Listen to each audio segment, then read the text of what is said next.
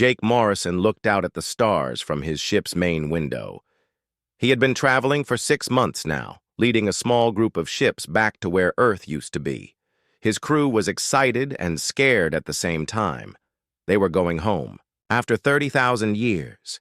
The humans had left Earth so long ago that most people only knew about it from old stories. Jake's great-great-grandmother used to tell him tales about blue skies and green trees. She said Earth had oceans so big you couldn't see the other side. Jake always wondered if those stories were true. "Commander Morrison, we're getting close to the solar system," said Lisa Barnes from her computer station. She was the smartest person on the ship when it came to studying planets and life. Her hands were shaking as she read the numbers on her screen. Jake walked over to look at what she had found. The numbers didn't look right. Where Earth should be, there was nothing but rocks floating in space. "Are you sure this is the right place?" Jake asked. Lisa checked her readings 3 more times. "Yes, sir. This is definitely our old solar system. But something is very wrong here. The ship moved closer to where Earth used to orbit around the sun." Jake could see through the big windows that there were only small pieces of rock where their home planet should be. It looked like someone had blown up Earth and left the pieces floating in space. "Get me a full scan of everything," Jake ordered. "I want to know what happened here." Dr. Ryan Carter came running to the bridge. He was good at figuring out what happened to old things by looking at what was left behind. "Commander, I'm picking up strange energy readings from those rock pieces." This wasn't a natural disaster. Jake felt his heart sink. "What do you mean?" "I mean someone destroyed Earth on purpose. These energy patterns match weapon signatures. Big weapons. The kind that can destroy whole planets." The bridge became very quiet. Everyone knew what this meant. Earth hadn't just died naturally. Someone had murdered their home world. Kate Phillips was the leader of all human space forces. When she got Jake's message, she felt anger like she had never felt before. She was sitting in her office on New Terra, the biggest human colony, when the bad news arrived. "Are you telling me that Earth is completely gone?" she asked Jake through the video screen. "Yes, ma'am. There's nothing left but rocks and dust. Dr. Carter says the weapon patterns are about 30,000 years old. This happened right after we left." Kate stood up and walked to her window. She could see the busy streets of New Terra below. Millions of humans lived here now, building good lives far from their old home. But they all carried stories about Earth in their hearts. "Jake, I want you to stay there and learn everything you can. Find out who did this to us." "Already working on it, Admiral. We found something interesting on what's left of the moon. Dr. Carter thinks there might be information hidden inside." Kate nodded. "Good. I'm sending more ships to help you. We need to know the truth about what happened to Earth." After the call ended, Kate sat down and thought about what this meant. For 30,000 years, humans had believed that maybe some of their people were still alive on Earth. Maybe their old home was still there, waiting for them to return. Now they knew the truth. Not only were all the Earth humans dead, but their whole planet was destroyed. Someone had wanted to make sure that nothing of humanity's birthplace survived. Kate called a meeting of the Human Council. These were the leaders of all the human colonies scattered across the galaxy. When they heard the news, the room became very quiet. "This changes everything," said General Amy Rodriguez. "We always thought we lost a war and had to run away, but this proves they tried to kill all of us." "Who could have done this?" asked Captain Alex Turner. "What enemy did we have that was strong enough to destroy whole planets?" Kate looked at the old records on her tablet. "The Zephyrians. They were fighting with us when our ancestors left Earth, but we never knew they had weapons this powerful." "Admiral, what do we do now?" asked Dr. Nicole Hayes. "Earth is gone. We can't bring it back." Kate stood up and looked at each person in the room. "We find out exactly what happened. We learn who was responsible, and then we make sure this never happens to anyone else." The meeting continued for hours. Plans were made to send more ships to the old solar system. Scientists would study every piece of rock that used to be Earth. Historians would search through old records to find clues about the Zephyrians. But everyone in that room knew that this was about more than just learning the truth. Someone had tried to wipe out humanity completely. They had failed, but they had murdered billions of innocent people. Jake Morrison and his crew worked day and night searching through the pieces of their old home. Every rock they found made them more sad and more angry. Earth had been beautiful once. Now it was just scattered debris floating in the cold darkness of space. The humans had grown strong during their 30,000 years among the stars. They had built great cities and powerful ships.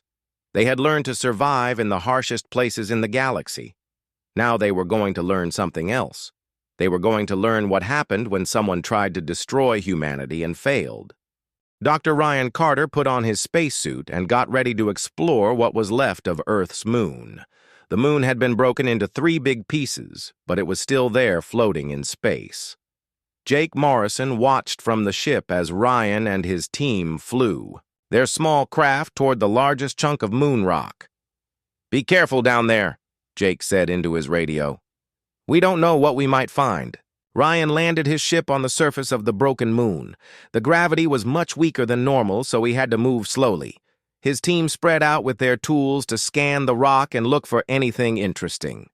"Commander, I'm getting strange. Readings from inside this piece," said Dr. Ben Foster, who was good with computers and machines. "There's something metal buried deep in the rock." Ryan walked over to where Ben was pointing his scanner. "How deep?" "About 2 miles down. It's big, whatever it is. And it's giving off a small amount of power." Jake heard this conversation through the radio. "Ryan, do you think it could be dangerous?" "I don't think so, sir.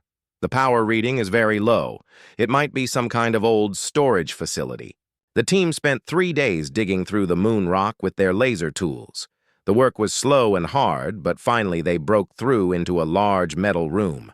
Ryan was the first person to step inside. The room was huge, bigger than a football field. The walls were covered with computers and screens that were still working after 30,000 years. In the center of the room was a tall metal tower covered in blinking lights. "Jake, you need to see this," Ryan said into his radio. "We found something incredible." Jake came down to the moon in a shuttle with Lisa Barnes and Captain Danny Lewis. When they walked into the metal room, they couldn't believe what they saw. "This is human technology," Lisa said, looking at the computers. "But it's much more advanced than anything we had 30,000 years ago."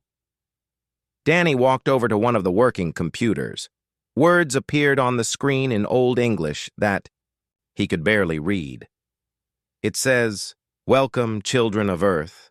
We have been waiting for you." Ryan found a control panel that seemed to be the main computer. When he touched it, the whole room lit up brighter. A voice started speaking in Old English. "If you are hearing this message, then humanity has survived and returned to Earth. This facility was built in the final years before our world was destroyed. We knew that some of our people had escaped to the stars. We built this place to help. You understand what happened to us?" Jake felt chills run down his back. "This is a message from our ancestors who died here," the computer voice continued. "The Zephyrian Empire did not just conquer Earth. They decided to destroy every trace of human life in this part of the galaxy. What you see around you is not the result of war. It is the result of planned genocide." Lisa started recording everything on her device. This information was too important to lose. "We have stored detailed records of the Zephyrian military, their technology, their planets, and their weaknesses. We learned much about our enemies in the final years. This knowledge is our gift to you, the survivors." New screens lit up around the room showing star maps, ship designs, and planet locations. Danny stared at the information with wide eyes. "These are Zephyrian worlds, hundreds of them." "The Zephyrians believed they had killed all humans," the voice said. "They think the human race is extinct. This gives you a great advantage. They will not be expecting you.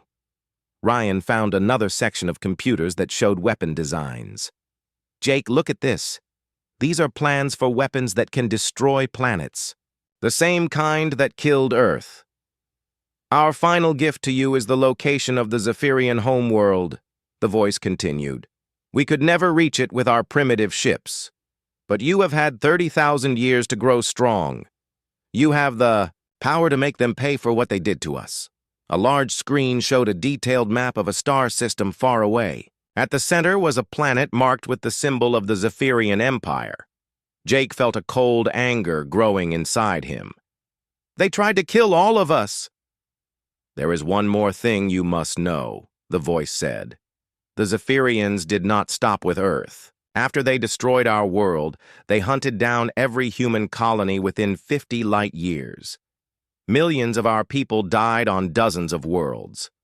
Earth was just the beginning of their plan to erase humanity from existence.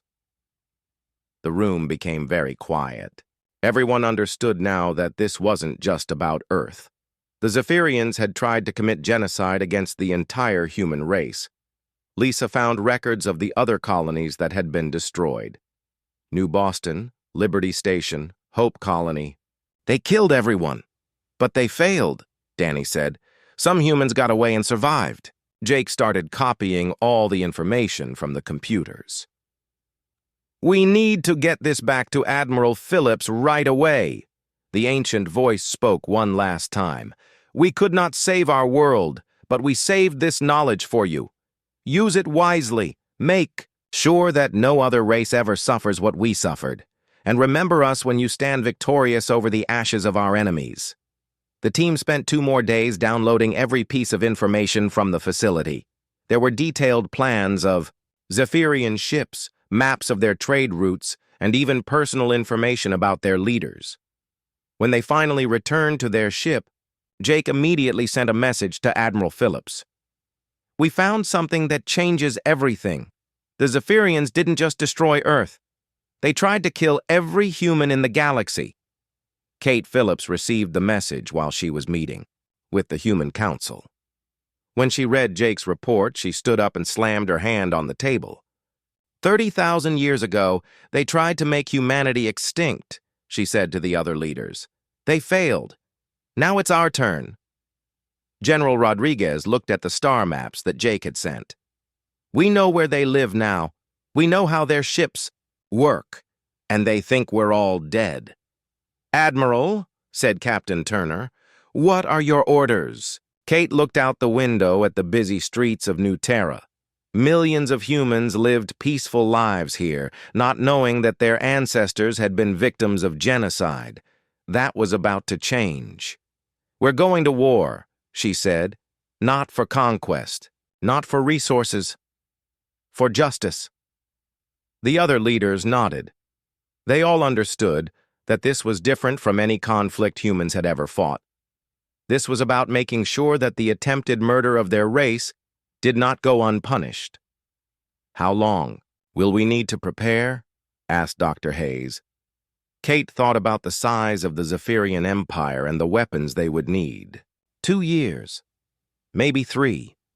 We're going to do this right. Jake Morrison was still on the broken moon, looking at the ancient computers. He thought about all the humans who had died here 30,000 years ago.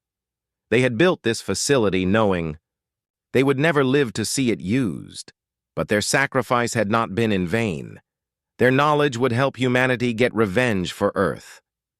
The human fleet appeared at the edge of the Zephyrian home system like ghosts returning from the dead. Admiral Kate Phillips stood on the bridge of her flagship, watching as 5,000 human warships dropped out of faster-than-light travel, all at the same time. Sir, we have successfully arrived at the target system, reported Captain Lauren Gray. All ships are in position and ready for your orders. Kate looked at the main screen showing the Zephyrian home world. It was a beautiful planet with blue oceans and white clouds, much like Earth had been. Around it orbited dozens of space stations and defensive platforms. Begin scanning their defenses. Kate ordered. I want to know exactly what we're facing. The Zephyrian detection systems had picked up the arrival of the human fleet immediately. On the command station orbiting their home world, Admiral Zex Kalar stared at his tactical display in confusion. What are those ships? He asked his officers. I don't recognize their design. Sir, we're detecting 5,000 unknown vessels. They appeared all at once using some kind of advanced jump technology. Zex Kalar had never seen anything like it in his 300 years of military service. Are they some kind of new rebellion group? No, sir. These ships are using technology we've never seen before. They're much more advanced than anything in our databases. On the human flagship, Dr. Lisa Barnes was analyzing the Zephyrian communications. Admiral, they're trying to figure out who we are. I don't think they have any idea. Kate nodded. Good. That means our ancestors' information was correct. They think all humans are dead. She opened a communication channel to all the Zephyrian military frequencies. When she spoke, her voice was calm but filled with cold anger. Attention, Zephyrian forces. This is Admiral Kate Phillips of the Human Space Fleet. We have returned to claim justice for the genocide of our people 30,000 years ago. The Zephyrian command center became completely silent. Officers stared at each other in shock. Admiral Zex Kalar felt his heart stop beating for a moment.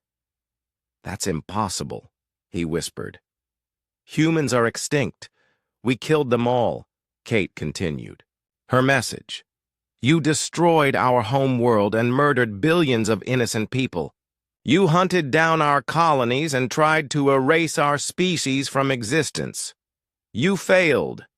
We survived, and now we have come for you. Captain Alex Turner was leading the first attack group. His orders were to destroy the outer defensive platforms, while causing as little damage as possible to the planet below. All ships, begin the attack, Alex commanded. The human ships moved forward with incredible speed. Their weapons fired beams of pure energy that cut through Zephyrian shields like they were made of paper. The defensive platforms exploded one after another, unable to even scratch the attacking ships. Admiral Zex Kalar watched his defenses being destroyed and knew he was facing something beyond his understanding. All ships, attack the human fleet immediately. 200 Zephyrian warships launched themselves at the human forces. They were the pride of the Zephyrian military, each one larger than a human battleship. But when their weapons hit the human ships, nothing happened. Sir, our weapons are having no effect, reported one of the Zephyrian captains. Their shields are absorbing everything we throw at them. The human ships didn't even slow down. They moved through the Zephyrian fleet like sharks swimming through a school of fish. Each human ship destroyed 3 or 4 enemy vessels before the Zephyrians could even understand what was happening. Colonel Danny Lewis was leading the boarding parties that would capture important Zephyrian leaders. His soldiers were in special armor that made them look like metal giants. They could survive in space and move faster than any normal person. Remember, Danny told his troops, we want the leaders alive. They need to stand trial for what they did to Earth. The first target was the main command station. Danny's soldiers attached themselves to the hull of the station and cut their way inside using laser tools. The Zephyrian guards tried to stop them, but their weapons couldn't even dent the human armor. Sergeant Steve Taylor was the first human to enter the Zephyrian command center. He was 7 feet tall in his armor and moved like a machine. The alien officers tried to run, but there was nowhere to go. Admiral Zex Kalar, Steve said in perfect Zephyrian language, you are under arrest for crimes against humanity. The Zephyrian admiral looked up at the armored human soldier. This is impossible. Your species is dead. Reports of our death were Greatly exaggerated, Steve replied. Meanwhile, Dr. Nicole Hayes was preparing to demonstrate the power of human weapons. She had been given permission to use one Genesis bomb on a Zephyrian military world to show them what humanity was capable of. The target was Kepler-7, a planet that served as a major weapons manufacturing center for the Zephyrian Empire. It had no civilian population, only military factories and robot workers. Genesis bomb deployed, Dr. Hayes reported. Impact in 30 seconds. The small bomb struck the surface of Kepler-7 and disappeared into the ground. For a moment, nothing happened. Then the entire planet began to glow with a strange light. The bomb had created a chain reaction that spread across the whole world. In less than 5 minutes, the planet broke apart into millions of pieces. Where there had once been a world, now there was only glowing dust. Every Zephyrian in the system watched their military world die. They had weapons that could destroy planets, too. But this was different. This was faster and more complete than anything they had ever seen. Admiral Phillips broadcast another message to the Zephyrian forces. That was one bomb. We have 49 more. Surrender now, and you will be treated fairly. Continue to resist, and we will turn every one of your military worlds into dust. On the Zephyrian homeworld, the government leaders were meeting in emergency session. Prime Minister Velteran looked at the reports coming in from the space battle and knew his people were facing extinction. How is this possible? He asked his military advisors. Our records clearly show that we killed all the humans. Apparently we missed some, sir, and they've spent 30,000 years preparing for revenge. What do they want from us? General Kex Molan pulled up the human demands on his computer. They want our complete surrender. They want our military disbanded, and they want our leaders to stand trial for genocide. Velteran thought about his options. The humans had destroyed his outer defenses in less than an hour. They had weapons that could destroy planets, and they clearly had technology far beyond anything the Zephyrians possessed. Sir, said one of his advisors, maybe we should consider surrendering. If we keep fighting, they might destroy our home world too. The Prime Minister looked out his window at the capital city below. Millions of Zephyrian civilians were going about their daily lives, not knowing that their world was under attack by an enemy they thought was extinct. Contact the human admiral, he said finally. Tell her we want to discuss terms. Kate Phillips received the surrender offer while watching her ships destroy the last of the Zephyrian space defenses. Tell them we'll meet on their homeworld in 1 hour. They will surrender unconditionally or we will demonstrate what happened. To Kepler-7. The battle for the Zephyrian home system was over in 6 hours. The mighty empire that had ruled this part of the galaxy for thousands of years had been defeated by an enemy they thought they had destroyed long ago. Jake Morrison stood on the bridge of his ship and thought about the ancient humans who had died defending Earth. They had given their lives to preserve the knowledge that made this victory possible. We did it, he said quietly. We came home. But Kate Phillips knew this was just the beginning. The Zephyrian Empire controlled hundreds of worlds. The home system was just the first step in bringing justice to all the places where humans had died. All ships, she announced, prepare for the next phase. We're going to visit every world where our people were murdered, and we're going to make sure this never happens again. The human fleet appeared at the edge of the Zephyrian home system like ghosts returning from the dead. Admiral Kate Phillips stood on the bridge of her flagship, watching as 5,000 human warships dropped out of faster-than-light travel, all at the same time. Sir, we have successfully arrived at the target system, reported Captain Lauren Gray. All ships are in position and ready for your orders. Kate looked at the main screen showing the Zephyrian home world. It was a beautiful planet with blue oceans and white clouds, much like Earth had been. Around it orbited dozens of space stations and defensive platforms. "Begin scanning their defenses," Kate ordered. "I want to know exactly what we're facing." The Zephyrian detection systems had picked up the arrival of the human fleet immediately. On the command station orbiting their home world, Admiral Zex Kalar stared at his tactical display in confusion. "What are those ships?" he asked his officers. "I don't recognize their design." "Sir, we're detecting 5,000 unknown vessels. They appeared all at once using some kind of advanced jump technology." Zex Kalar had never seen anything like it in his 300 years of military service. "Are they some kind of new rebellion group?" "No, sir. These ships are using technology we've never seen before. They're much more advanced than anything in our databases." On the human flagship, Dr. Lisa Barnes was analyzing the Zephyrian communications. "Admiral, they're trying to figure out who we are. I don't think they have any idea." Kate nodded. "Good. That means our ancestors' information was correct. They think all humans are dead." She opened a communication channel to all the Zephyrian military frequencies. When she spoke, her voice was calm but filled with cold anger. "Attention, Zephyrian forces. This is Admiral Kate Phillips of the Human Space Fleet.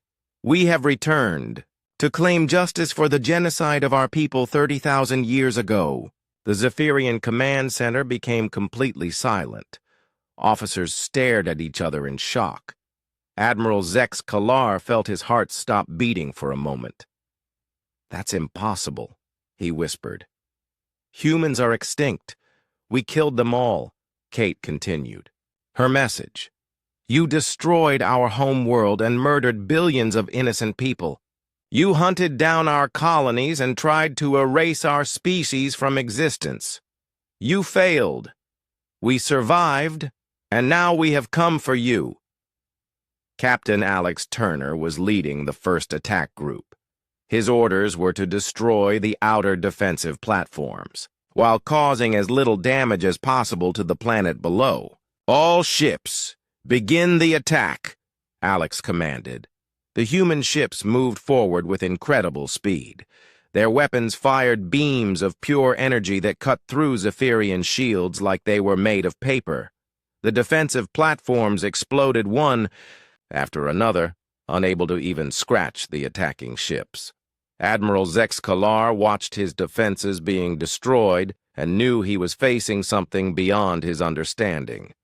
"All ships, attack the human fleet immediately." 200 Zephyrian warships launched themselves at the human forces. They were the pride of the Zephyrian military, each one larger than a human battleship. But when their weapons hit the human ships, nothing happened. "Sir, our weapons are having no effect," reported one of the Zephyrian captains. "Their shields are absorbing everything we throw at them." The human ships didn't even slow down. They moved through the Zephyrian fleet like sharks swimming through a school of fish. Each human ship destroyed 3 or 4 enemy vessels before the Zephyrians could even understand what was happening. Colonel Danny Lewis was leading the boarding parties that would capture important Zephyrian leaders. His soldiers were in special armor that made them look like metal giants. They could survive in space and move faster than any normal person. "Remember," Danny told his troops, "we want the leaders alive. They need to stand trial for what they did to Earth." The first target was the main command station. Danny's soldiers attached themselves to the hull of the station and cut their way inside using laser tools. The Zephyrian guards tried to stop them, but their weapons couldn't even dent the human armor. Sergeant Steve Taylor was the first human to enter the Zephyrian command center. He was 7 feet tall in his armor and moved like a machine. The alien officers tried to run, but there was nowhere to go. "Admiral Zex Kalar," Steve said in perfect Zephyrian language, You are under arrest for crimes against humanity. The Zephyrian admiral looked up at the armored human soldier. This is impossible. Your species is dead.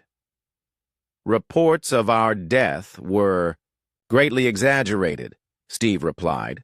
Meanwhile, Dr. Nicole Hayes was preparing to demonstrate the power of human weapons. She had been given permission to use one Genesis bomb on a Zephyrian military world to show them what humanity was capable of. The target was Kepler-7, a planet that served as a major weapons manufacturing center for the Zephyrian Empire. It had no civilian population, only military factories and robot workers. Genesis bomb deployed, Dr. Hayes reported. Impact in 30 seconds. The small bomb struck the surface of Kepler-7 and disappeared into the ground. For a moment, nothing happened. Then the entire planet began to glow with a strange light. The bomb had created a chain reaction that spread across the whole world. In less than 5 minutes, the planet broke apart into millions of pieces. Where there had once been a world, now there was only glowing dust. Every Zephyrian in the system watched their military world die. They had weapons that could destroy planets, too. But this was different. This was faster and more complete than anything they had ever seen. Admiral Phillips broadcast another message to the Zephyrian forces. That was one bomb. We have 49 more. Surrender now, and you will be treated fairly.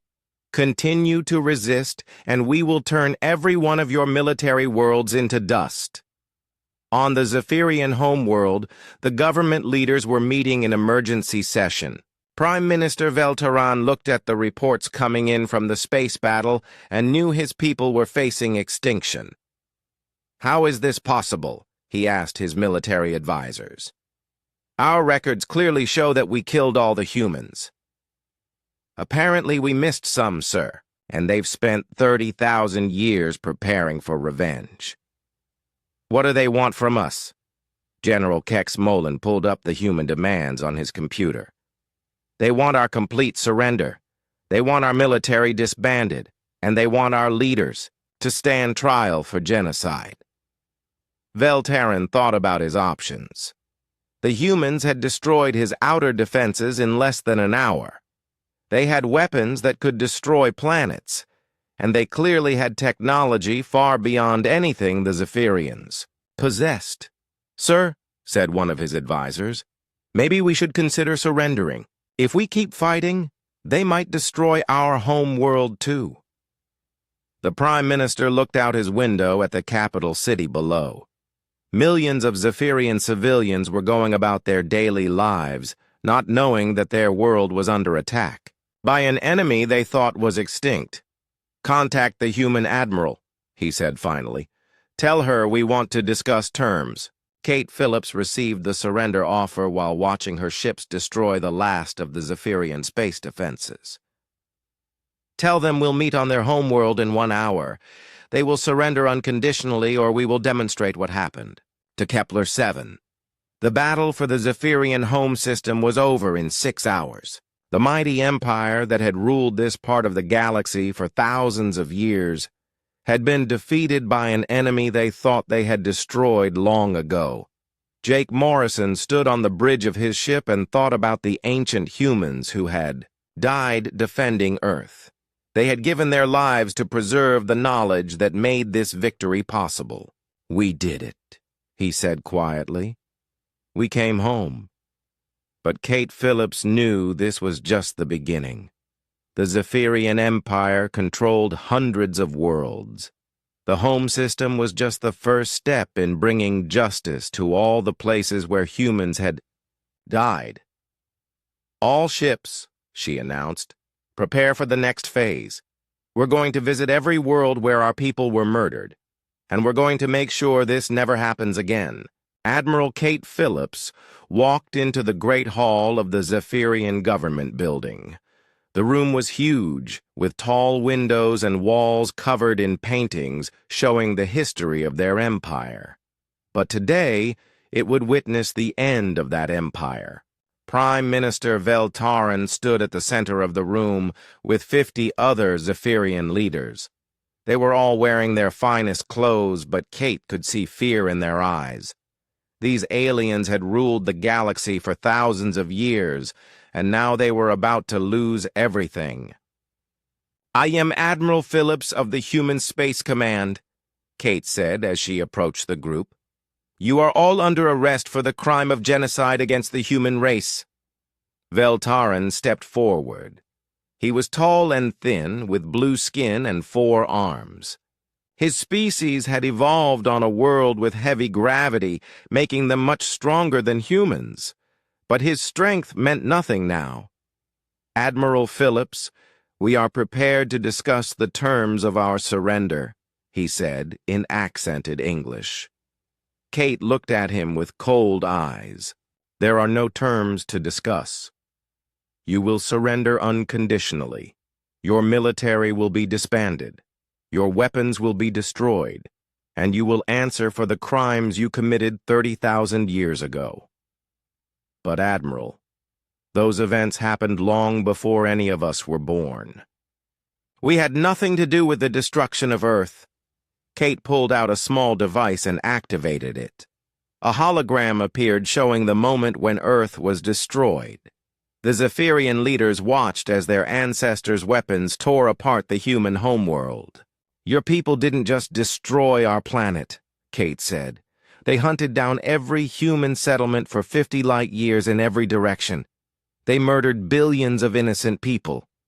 They tried to erase our entire species from existence." Dr.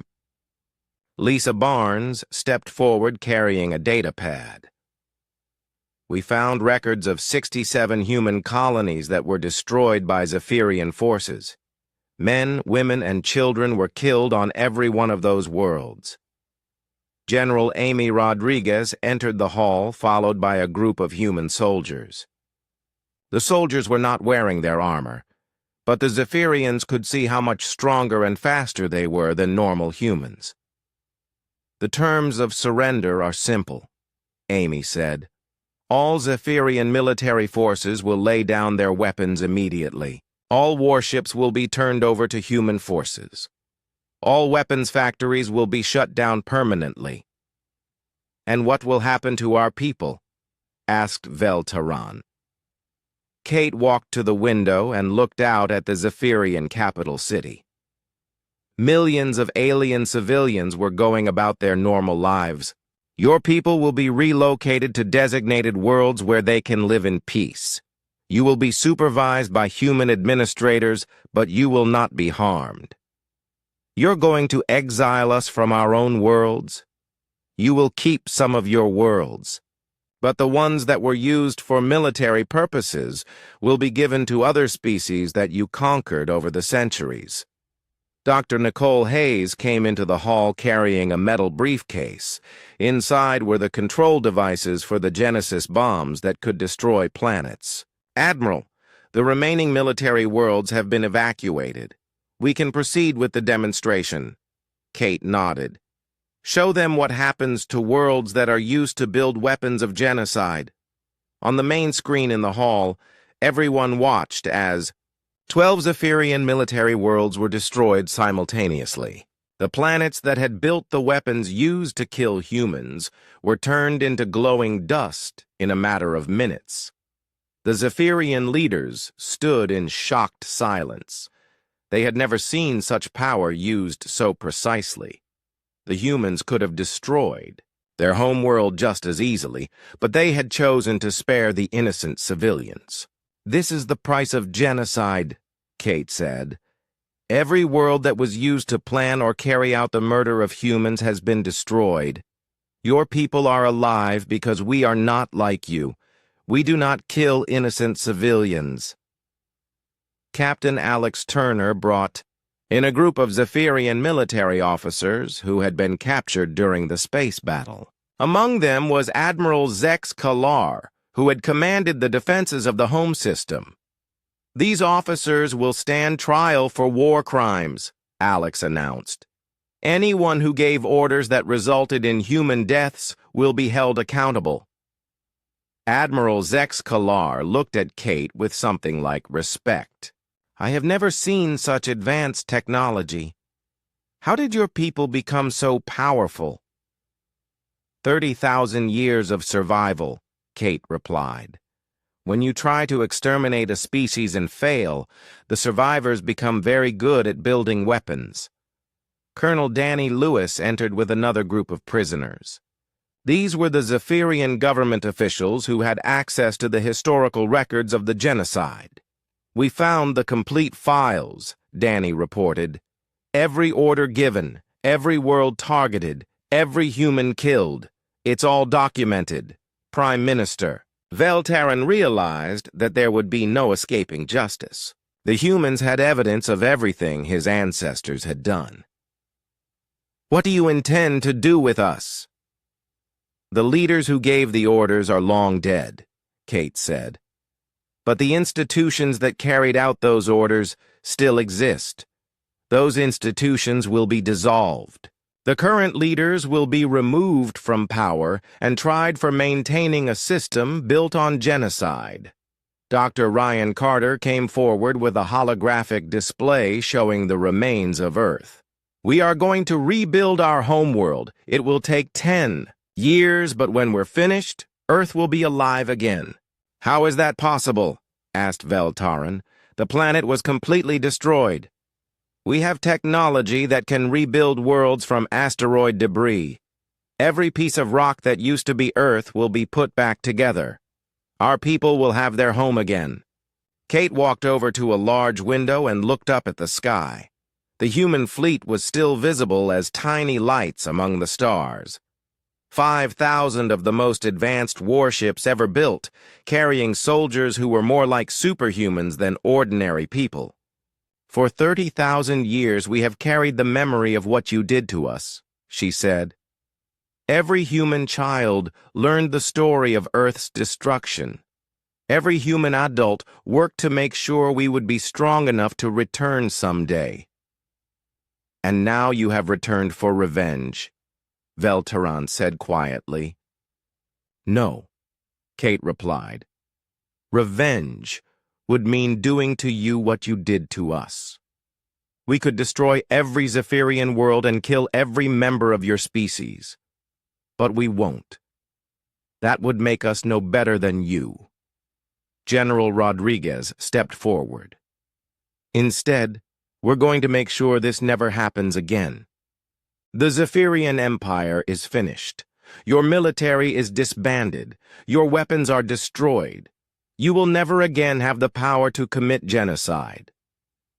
What about the other species you conquered? Asked Dr. Barnes. The humans weren't your only victims. Kate activated another display showing a map of the galaxy. Dozens of worlds were marked in red. All of these planets were conquered by the Zephyrian Empire. The species that lived there were enslaved or driven away. They will all be given their freedom.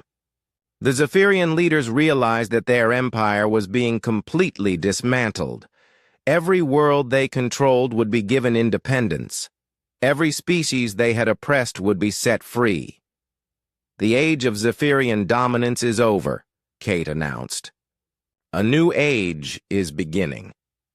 An age where no single species has the power to destroy others. Captain Lauren Gray brought in the final group of prisoners.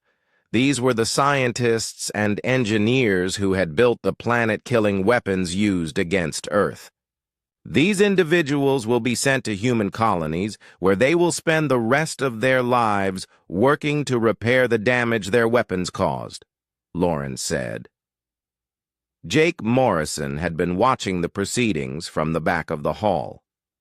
He thought about the ancient facility on the broken moon and the voice of the humans who had died defending Earth. Admiral, he said, I think our ancestors would be proud of what we've accomplished here today.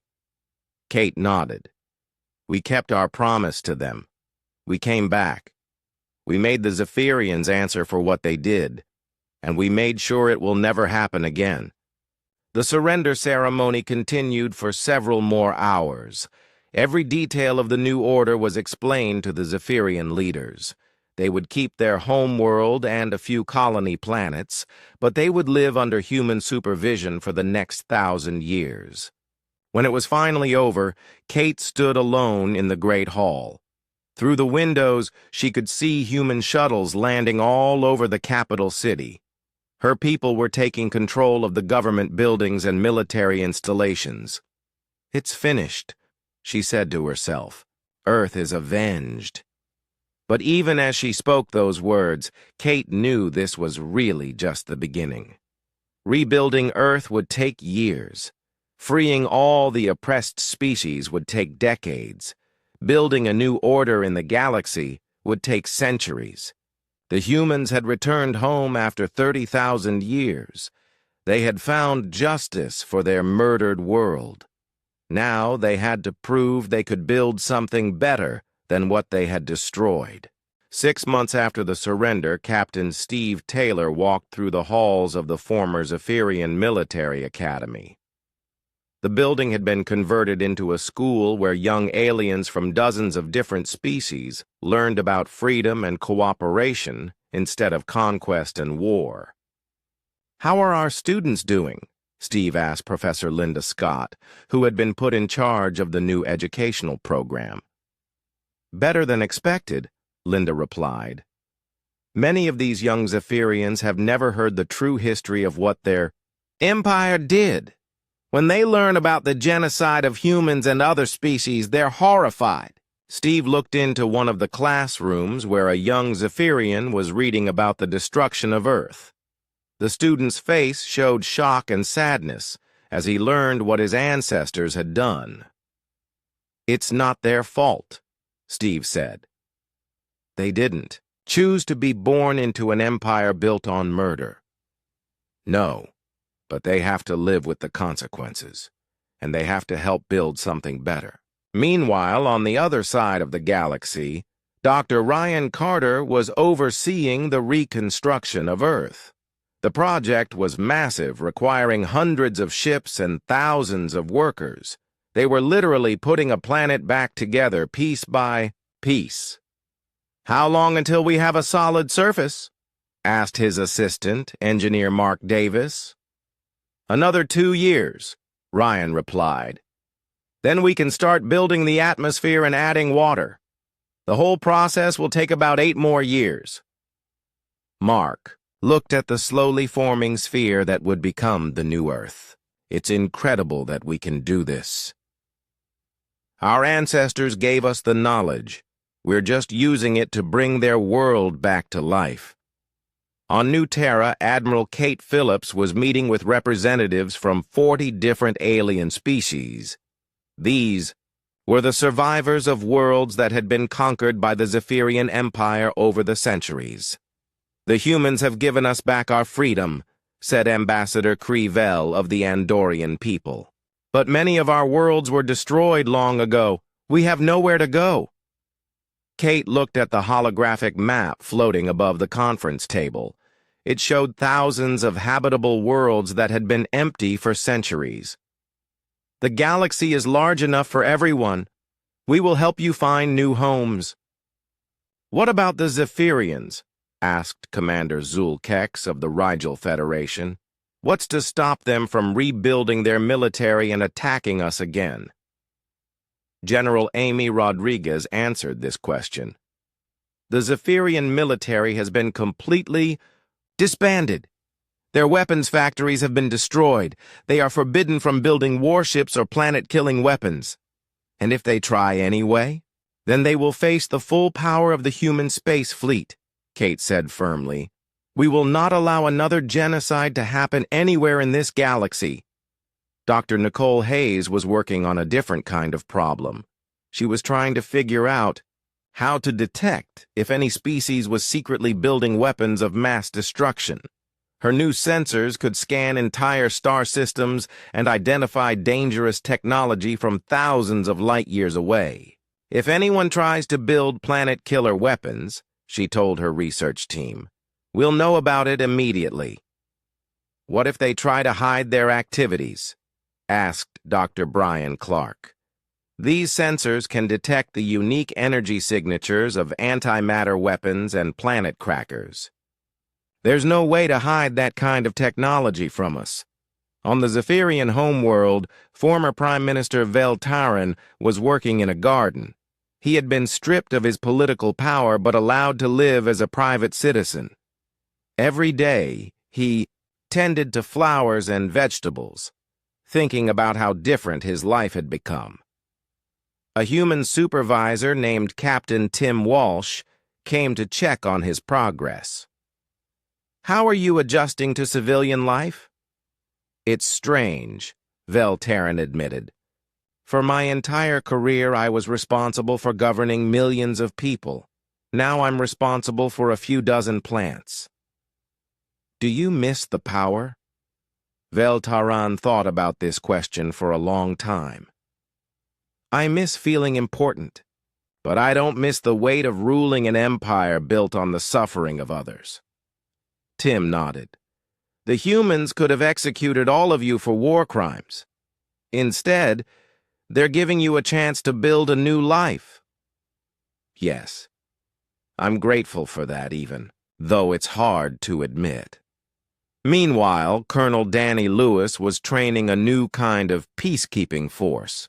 These soldiers came from many different species and worked together to prevent conflicts before they could turn into wars.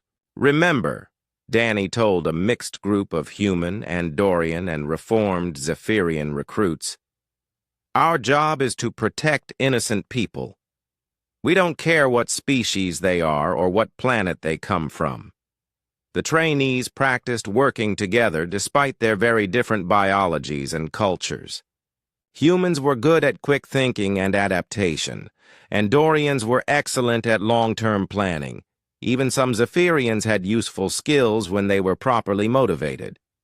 "Sergeant Taylor," Danny called to his second-in-command, "how are the mixed units performing?" "Better than expected, sir. Once they learn to trust each other, they're very effective." On Earth's construction site, Jake Morrison was placing the first trees in what would become a great forest. The new planet was taking shape slowly, but every day brought visible progress.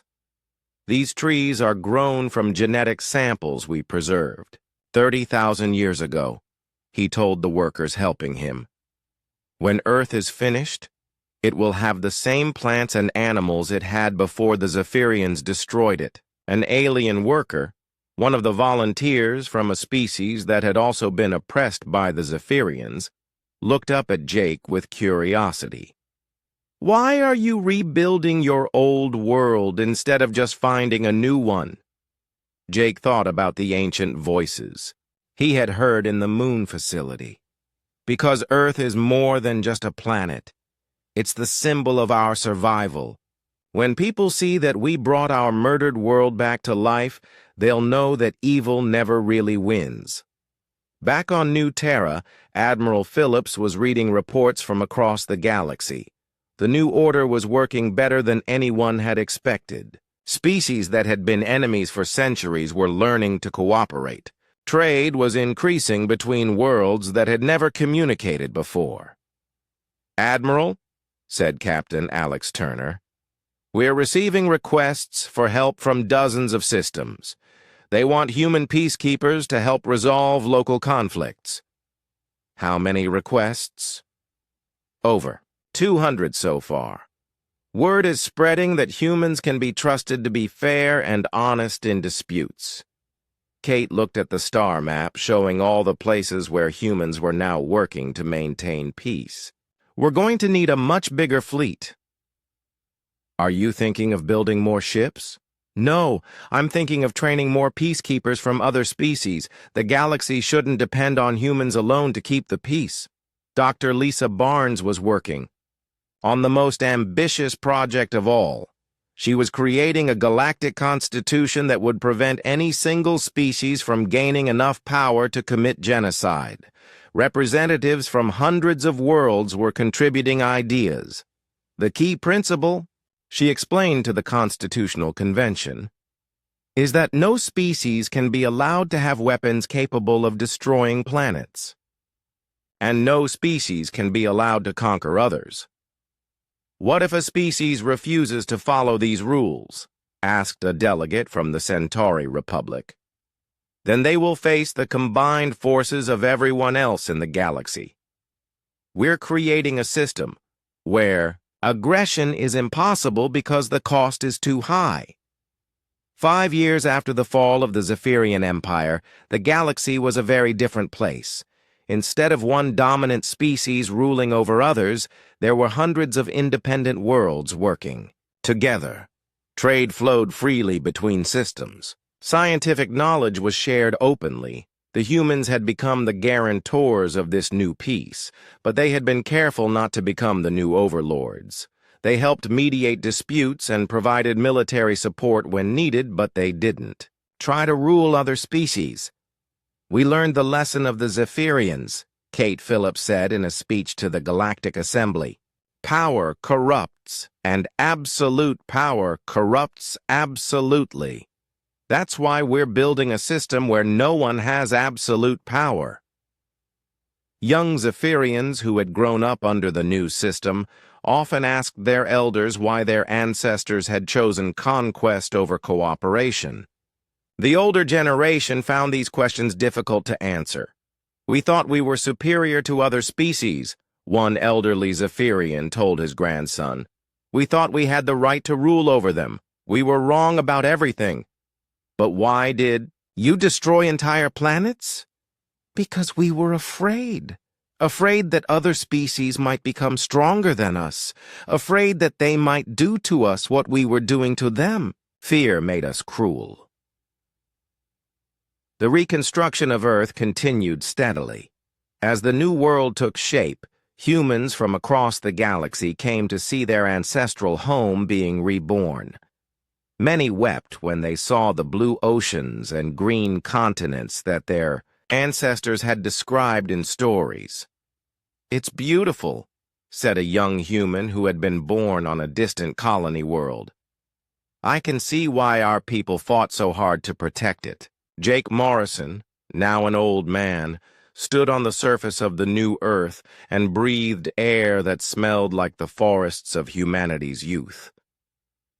We kept our promise, he said quietly. We came home. The age of vengeance was over. The age of rebuilding had begun. And in the vast expanse of space, hundreds of species worked together to ensure that the mistakes of the past would never be repeated. The galaxy had learned the most important lesson of all, that peace was not just the absence of war, but the presence of justice. And justice, the humans had proven, was worth waiting 30,000 years to achieve. The great courtroom on New Terra was the largest building ever constructed by humans.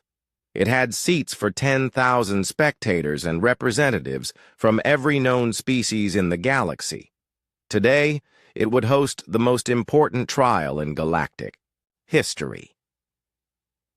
Judge Sarah Williams walked to her seat at the front of the courtroom.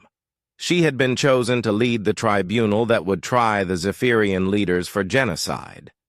Behind her sat 12 other judges from different species, all victims of Zephyrian conquest. This tribunal is now in session, Sarah announced. We are here to determine the guilt or innocence of the defendants in the matter of genocide against the human race and other species. In the defendants section sat 50 Zephyrian leaders. Former Prime Minister Vel Taryn was among them, along with military commanders, government ministers, and the scientists who had built the planet-killing weapons. The prosecutor was Dr. Lisa Barnes, who had spent 3 years gathering evidence of Zephyrian crimes. She stood up and addressed the court. Your Honors, we will prove that the defendants participated in a systematic plan to exterminate the human race. We will show that this plan resulted in the deaths of over 50 billion innocent people. The defense attorney was a human named Robert Chen. Kate Phillips had insisted that the Zephyrians receive a fair trial with proper legal representation, even though they had never given such rights to their own victims. "Your Honors," Robert said, "my clients were born long after these alleged crimes were committed. They inherited a system they did not create and had no power to change." Judge Williams nodded. "The court understands the complexity of this case. We will examine not only individual guilt, but also institutional responsibility." The first witness was Jake Morrison, who described finding the ruins of Earth and the ancient facility on the broken moon. As he spoke, holographic displays showed the debris field that had once been humanity's home world. "When we arrived at Earth," Jake testified, "we found only scattered rocks where a planet should have been. The destruction was so complete that it took us days to confirm we were in the right place." Dr. Ryan Carter followed with technical evidence about the weapons that had destroyed Earth. "The energy signatures are consistent with antimatter bombs, designed specifically to break apart planetary cores. This wasn't an accident or a side effect of war. It was deliberate planetary murder." The courtroom was silent as the evidence mounted. Video recordings from the moon facility showed the final days of Earth, when desperate humans tried to defend their world against an overwhelming Zephyrian assault. Admiral Zex Kalar was called to testify about the current Zephyrian military. He had cooperated with human authorities since his capture and had provided valuable information about his empire's structure. The Zephyrian Empire was built on the principle of species superiority, he admitted. "We believed that other races existed only to serve us. When humans proved they could resist our conquest, the decision was made to eliminate them entirely." "Who made this decision?" asked Dr. Barnes. "The High Council of that era. They declared that humans were too dangerous to be allowed to survive." Defense Attorney Chen tried to minimize his client's responsibility. "Admiral, did any of the current defendants participate in the decision to destroy Earth?" "No. These events happened centuries before they were born. Then how can they be held responsible for crimes they did not commit?" Judge Williams intervened. "Mr. Chen, the court will consider this argument during deliberations. Please continue with your examination." The trial continued for 6 months. Witnesses from dozens of species testified about Zephyrian oppression. Historians presented evidence of systematic genocide against multiple races. Scientists explained how the planet-killing weapons worked. One of the most powerful moments came when a holographic recording was played from the final transmission sent from Earth. A human commander named General Patricia Adams spoke to the camera as Zephyrian bombs fell around her. "To any humans who might survive this attack," she said, "remember us. Remember what happened here. And someday, when you are strong enough, come back and make sure this never happens to anyone else." The entire courtroom was moved to tears by this message from the past. Even some of the Zephyrian defendants seemed affected by the dying woman's words. When it was time for the defense to present their case, Robert Chen called several character witnesses who testified that the current Zephyrian leaders had tried to reform their society. Veltaran worked to reduce military spending and improve conditions for conquered species, testified Dr. Emily Foster, a human anthropologist who had studied Zephyrian society. But he never questioned the fundamental system of species-based oppression, Dr. Barnes pointed out during cross-examination.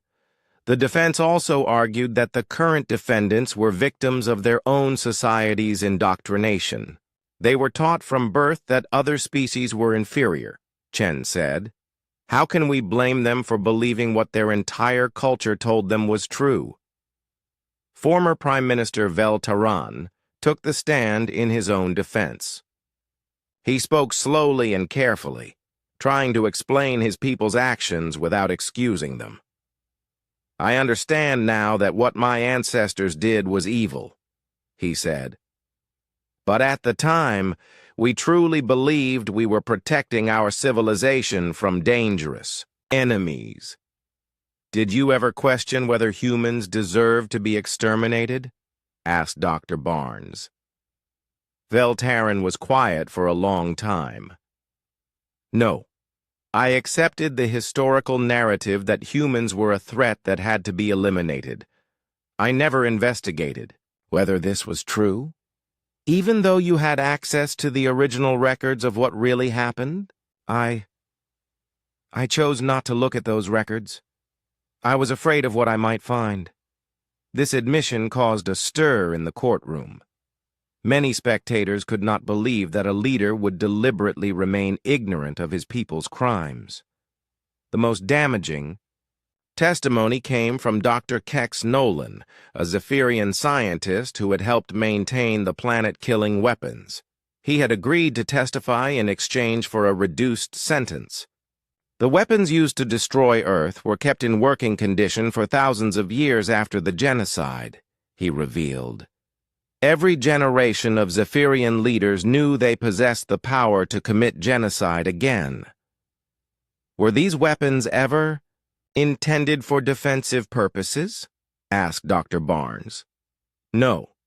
They were designed specifically to destroy inhabited worlds. There is no defensive application for weapons that can crack planetary cores." Judge Williams called for a recess to allow the tribunal to consider all the evidence. The 12 judges spent 3 weeks reviewing testimony, examining documents, and debating the complex legal questions raised by the case. When the court reconvened, Judge Williams read the verdict to a packed courtroom. Representatives from hundreds of worlds had come to hear the decision that would shape galactic law for centuries to come. "In the matter of genocide against humanity," she began, "this tribunal finds that the Zephyrian Empire as an institution is guilty of the systematic extermination of an entire species." The courtroom erupted in cheers from the human section and murmurs from other species. Judge Williams called for order before continuing. "However, the question of individual guilt is more complex. The tribunal finds that the current defendants, while morally culpable for maintaining a system built on genocide, cannot be held criminally responsible for murders committed before their births." This decision satisfied neither the prosecution nor the defense completely, but it reflected the difficult balance between justice and fairness. The tribunal therefore sentences the institutional defendants to the dissolution of their empire and the permanent prohibition of their military capabilities. The individual defendants will serve terms of supervised rehabilitation rather than imprisonment. Dr. Barnes stood up to address the court. "Your Honors, what guarantee do we have that this will prevent future genocides?" Judge Williams looked out at the assembled representatives of hundreds of species. "The guarantee comes from all of you. This trial has established the principle that genocide is a crime against the entire galaxy, not just against the victims. Anyone who attempts such crimes in the future will face the combined opposition of every civilized world." Admiral Kate Phillips was in the courtroom audience watching as the Zephyrian defendants were led away to begin their rehabilitation. She felt a mixture of satisfaction and sadness. Justice had been served, but it could never bring back the billions who had died. After the trial, a great monument was built on New Terra. It listed the names of every human world that had been destroyed by the Zephyrians and every species that had suffered under their empire. At the center was a simple inscription, "Never again." The trial had lasted 8 months and cost millions of credits, but it had accomplished something unprecedented in galactic history. It had established that the strong could not simply destroy the weak without consequences. It had created a legal framework for preventing future genocides. Most importantly, it had given the survivors of genocide a voice. For the first time, the victims had been able to tell their stories in a forum where the entire galaxy could hear them. Young people from many species came to study the trial records. They learned about the dangers of racial supremacy and the importance of protecting minority rights. The trial became required study in schools across the galaxy.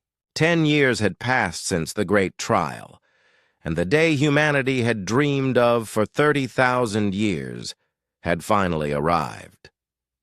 Earth was complete.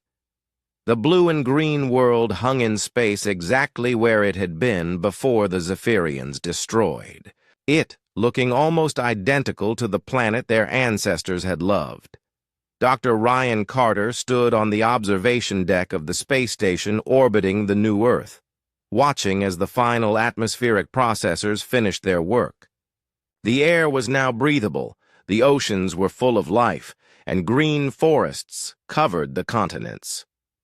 "Final environmental check complete," reported his assistant, Dr. Karen Lopez. "All systems are stable. Earth is ready for permanent settlement." Ryan felt tears in his eyes as he looked at the world below. "Send word to Admiral Phillips.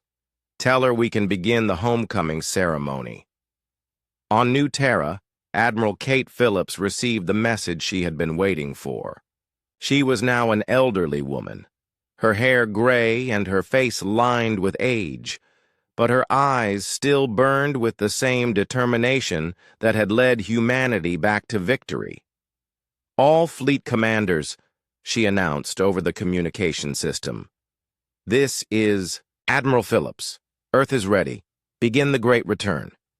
Across the galaxy, humans dropped whatever they were doing to listen to news broadcasts. Families who had lived on distant colonies for hundreds of generations prepared to visit the home world they had only heard about in stories.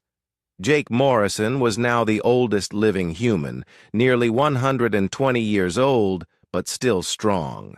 Thanks to advanced medical technology, he had been chosen to be the first person to set foot on the rebuilt Earth. "Jake," said Captain Steve Taylor, who was now an admiral himself, "are you ready for this?" Jake looked out the window of his shuttle as it descended toward Earth's surface. Below him were the same blue oceans and white clouds that his ancestors had described in the ancient stories. "I've been ready for this my whole life." The shuttle landed in what had once been called North America, on a grassy plain near where the old human capital had been. Jake stepped out of the craft and breathed Earth air for the first time in his life. The air smelled like flowers and rain and growing things. The grass was soft under his feet. In the distance, he could see mountains and forests and a river flowing toward the sea. "This is Jake Morrison," he said into his radio, his voice choked with emotion. "I am standing on Earth. We are home." All across the galaxy, billions of humans cheered. On colony worlds and space stations and traveling ships, people cried and laughed and celebrated. After 30 millennia of exile, the children of Earth had returned to their birthplace. Dr. Lisa Barnes was among the second group to land on Earth. She was leading a team of scientists who would study the planet and make sure everything was working correctly. But when she stepped onto the surface, science was the last thing on her mind. "It's perfect," she whispered, looking around at the landscape. "It's exactly like the old records described." The ceremonies continued for weeks as representatives from every human colony came to visit Earth. They brought soil from their worlds to mix with Earth's dirt, water from their oceans to pour into Earth's seas, and seeds from their gardens to plant in Earth's forests. Admiral Kate Phillips was one of the last to visit. She wanted to make sure that everything was ready before she came home. When her shuttle landed, she was greeted by Jake Morrison and the other early settlers. "Welcome home, Admiral," Jake said, saluting the woman who had led them back to victory. Kate looked around at the settlement that was growing on Earth's surface. Humans were building homes and schools and gardens. Children who had been born on distant worlds were playing in the grass and learning to swim in Earth's rivers. "It's beautiful," she said, "but it's not the same Earth that was destroyed." "No," Jake agreed. "This Earth is better. It's Earth as it should have been, without the scars of war and pollution. Our ancestors gave us the chance to start over and do things right. The rebuilding had included improvements that the original Earth never had. The oceans were cleaner, the air was purer, and the climate was more stable. Humans had learned from 30,000 years of living on different worlds and had made their home planet better than it had ever been. But the new Earth was not just for humans. Kate had insisted that other species be invited to settle there as well. Representatives from dozens of races that had been oppressed by the Zephyrians were given the chance to build homes on humanity's restored world.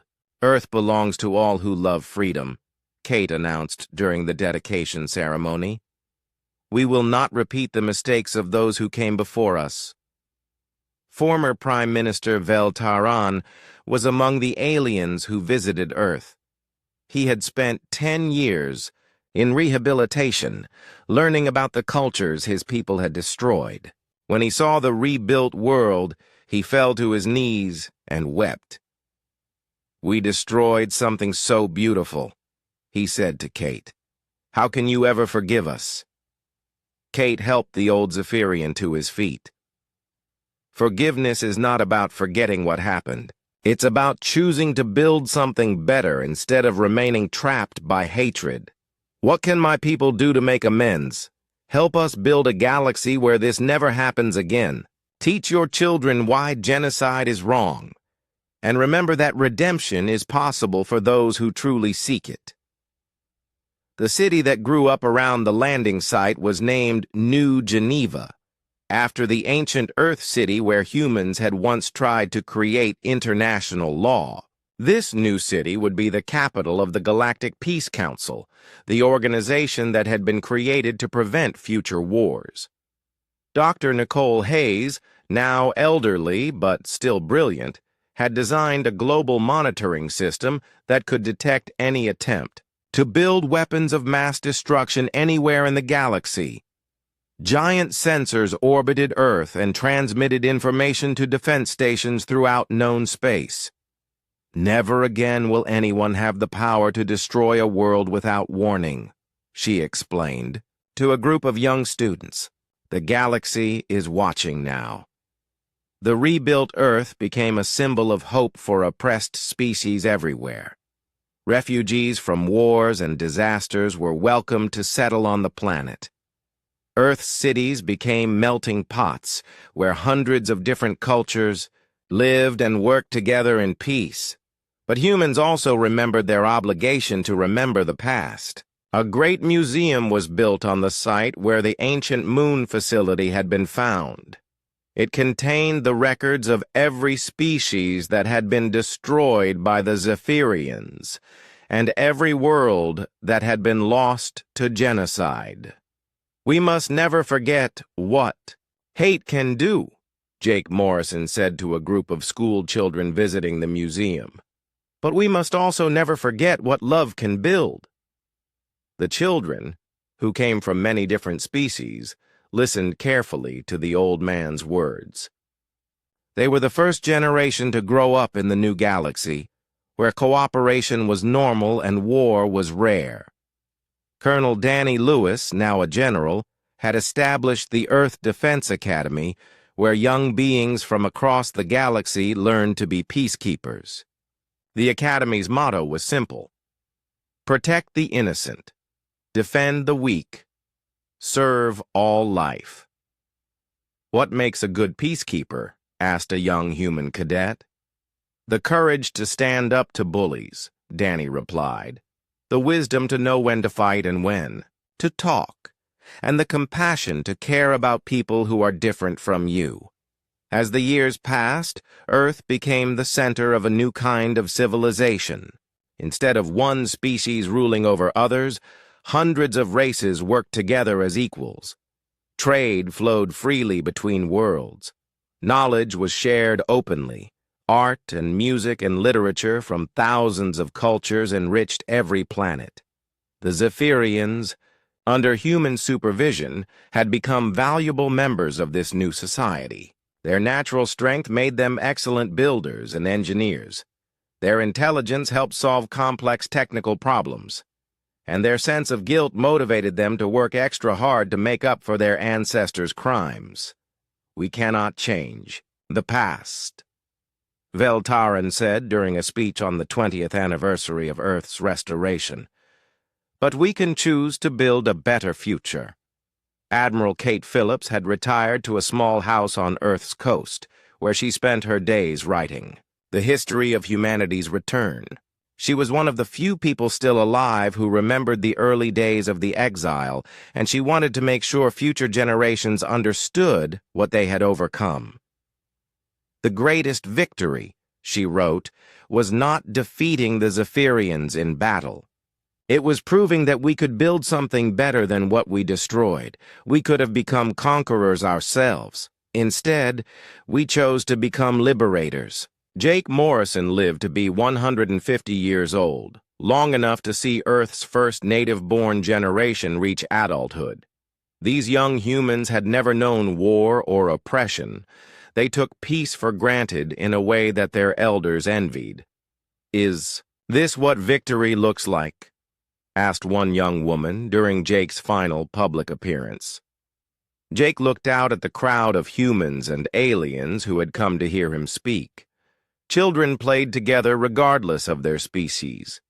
Teenagers discussed art and science and philosophy. Adults worked side by side to solve the galaxy's remaining problems. "Yes," he said with a smile. "This is exactly what victory looks like." When Jake Morrison died peacefully in his sleep, representatives from 10,000 worlds came to Earth for his funeral. He was buried in a simple grave overlooking the ocean with a headstone that read, "He brought us home." The galaxy had learned the most important lesson of all, that the cycle of revenge could be broken.